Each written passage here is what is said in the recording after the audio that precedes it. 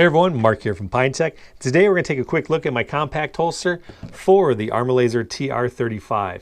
Now in this video we're going to be using the subcompact Mod 2 just as a demonstration, but any of the Springfield Armory XDs, XD Mod 2s, any of the guns that will accept a TR35, I can make a holster for.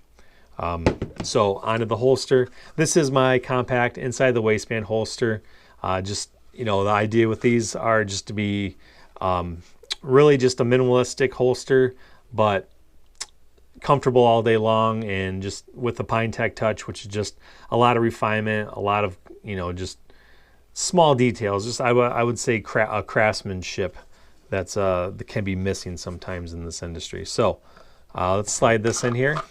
So a couple of the features: 2 retention screws down here with rubber washers in there, so you can loosen or tighten the retention to fit whatever type of draw you like. If you wanted to, you know, when you snap it in there, if it's got a lot of bite, so you have to really yank it out, or if you want it to drop in, you're going to be able to adjust that with these 2 retention screws.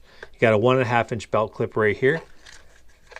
You can see I try to keep the profile nice and flat, no crazy angles on there. You know, get your belt through there, and it's got a nice positive pressure against the holster. So when you snap this over your belt, you're not gonna have to worry about your belt sliding underneath or through it. So that's a good positive there.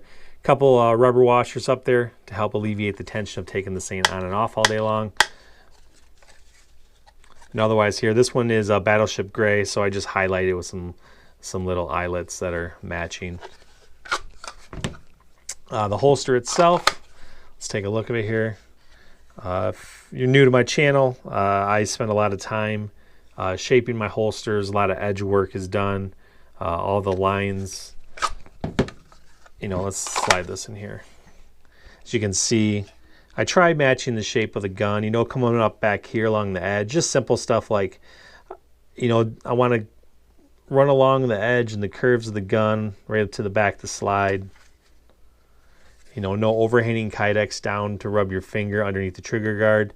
That you can see sometimes where there's extra Kydex going past. You really don't want that. If you do a lot of practice drawing and dry fire, that's just a part that's going to scrape your finger. So it's nice, in my opinion, to have that area clear for you. We'll give you a quick look here. So as far as the holster fits, you know, no 90-degree corners. Everything's rounded and smooth. I spent a lot of time on the edge work. A lot of buffing, sanding, more buffing, a little wax at the end and some polish to really make these edges nice and smooth. That's the part that's hitting your skin most of the time. So inside your waistband, you want that to be nice and smooth. As far as cant, this is a straight cant. So it's going to come straight across, and as you add cant, tilt it at 10 degrees, tilt it 20 degrees, you know, as you go forward. You know, having more cant's better for behind the hip carry. Straight's typically good for appendix. I like 10 degree. If you ask me, I think 10 degree is pretty universal. You can use that just about anywhere. So if you have any questions about cant, I'd rock out a 10 degree. Otherwise, give you guys a couple nice positive retention pops in there.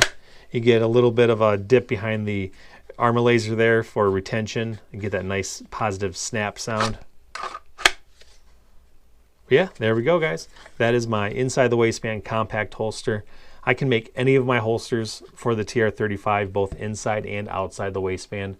So order freely. I appreciate you guys watching the video. Give me a nice little subscribe button push if you could, and thank you.